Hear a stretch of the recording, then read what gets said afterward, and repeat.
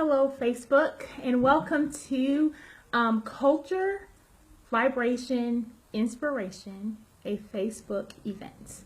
My name is Deborah, and I am a market distributor with Young Living Essential Oils. And my team, we're known as Agents of Oils. And we decided to collaborate together and give you guys some informative segments about essential oils that you may not already know. My title, Put Some Pep in Your Step, was largely because my focus today is about the essential oil peppermint. And I'm going to be focusing on vibration and how it is supporting a normal harmony within your body systems. Before I continue, I have to say, I am not a doctor. I am not a nurse. I am not a veterinarian.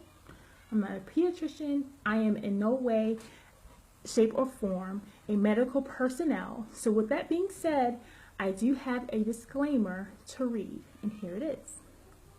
The information shared today is intended for educational purposes only.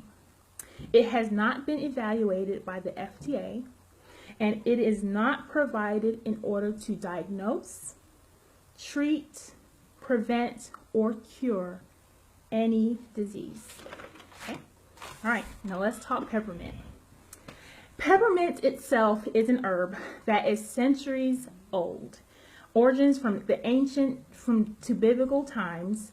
Many people in the past have used it in cooking, as herbal medicines to support digestion, as a form of currency in some countries, which was interesting to me because I did not know that. As a tooth polisher to help polish those pearly whites, and I also did not know that. And also to just keep small rodents out of certain small places like storerooms, houses, and things like that. Speaking from me, I grew up in a Jamaican household, and I have a Jamaican upbringing, two Jamaican parents and lots of Jamaican family. And honestly, peppermint tea itself is such a huge staple in our house. It's always been since I was as young as I can remember. It was a go-to for us. It just brought a lot of soothing to us, maybe at night before we went to bed. It was, if we had upset stomachs, we often would drink a cup of peppermint tea. To be honest, my 4-year-old son loves peppermint tea. That's one of his go-to things. If he has something going on with him, he'll quickly ask me, "Mom, may I please have a cup of tea? Mommy, may I have tea?" And I will go get him a cup. This is just one property of peppermint. Another property of peppermint that I'm going to focus on today is the essential oil property. Essential oils are actually concentrated plant extracts. They're sometimes from plants, herbs, and trees, to include the barks of some trees. They help maintain and support body systems for optimal health and wellness.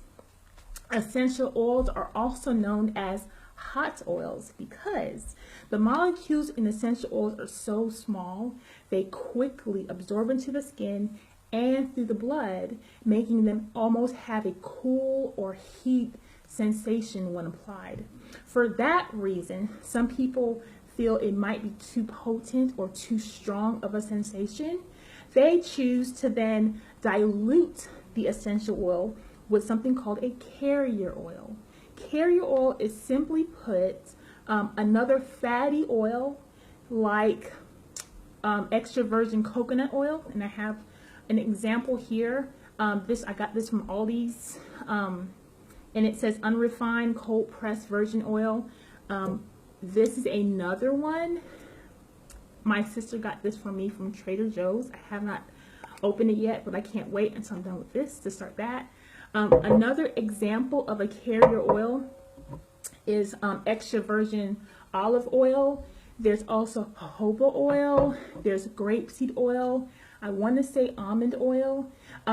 Basically, it's pairing the the essential oil with another fatty oil so that to help slow down the rate of absorption. It does not diminish the effectiveness of the essential oil, but rather slows down the absorption of it so that your body can better maintain it and it won't feel such a huge sensation. There are three main ways that you can, that essential oil can be applied. One of them that I just spoke to you is called topically.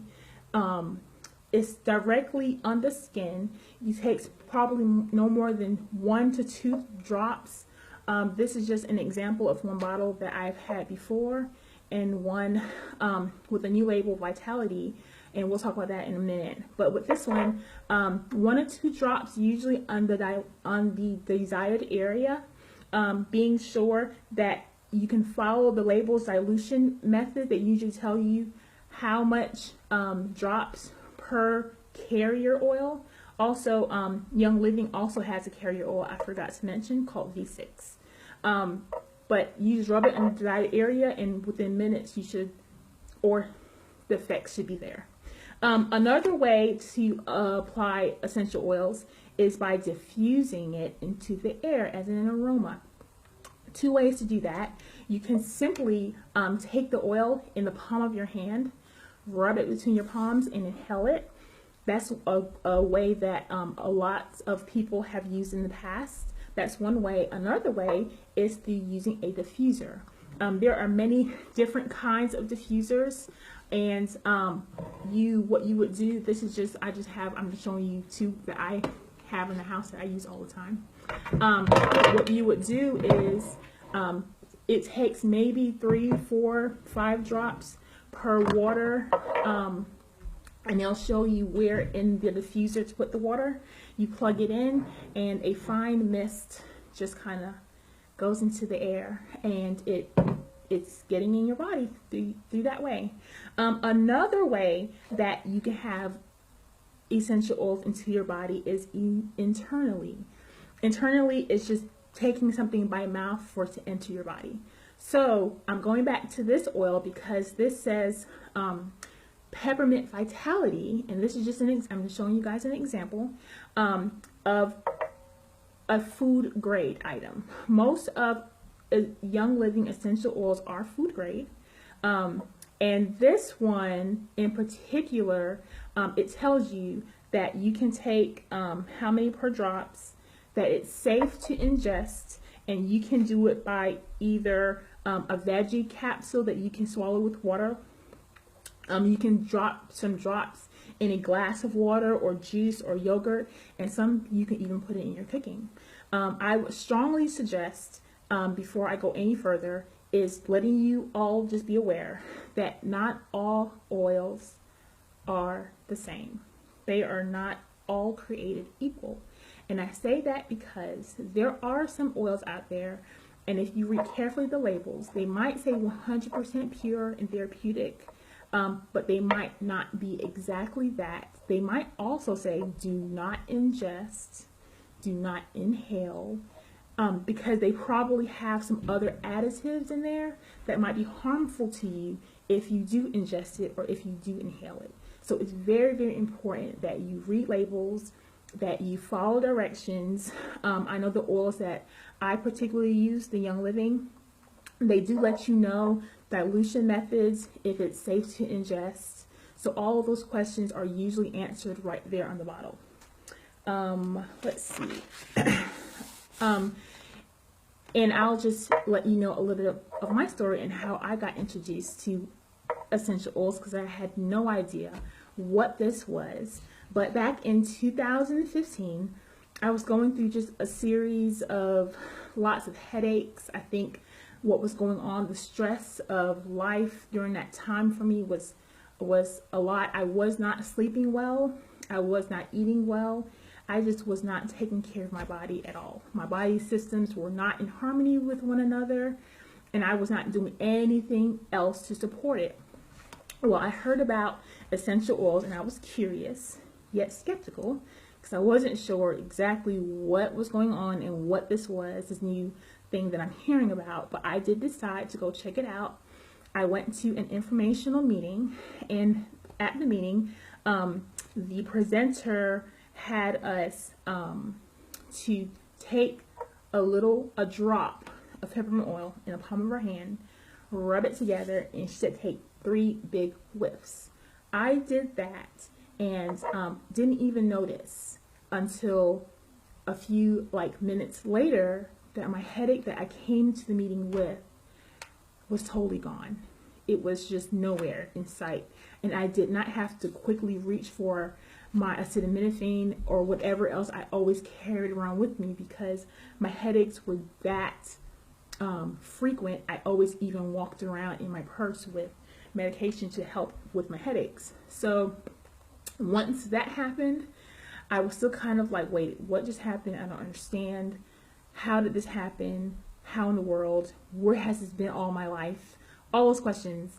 But I became a believer that day in the healing properties of this oil. And that is just my personal testimony. Each person is different. Each person, it might not work quite that way. And I say that also because now my headaches are much few and far in between. So it's not nearly as bad as it ever was. But if I do get the occasional headache, I quickly grab a bottle of peppermint, and my kids will tell you, they will see me put a drop and I'm inhaling it, or I'm putting it into one of my diffusers and diffusing it in our home. Another way that I choose to use essential oils, and before I say that, I have a visitor. This is Sally.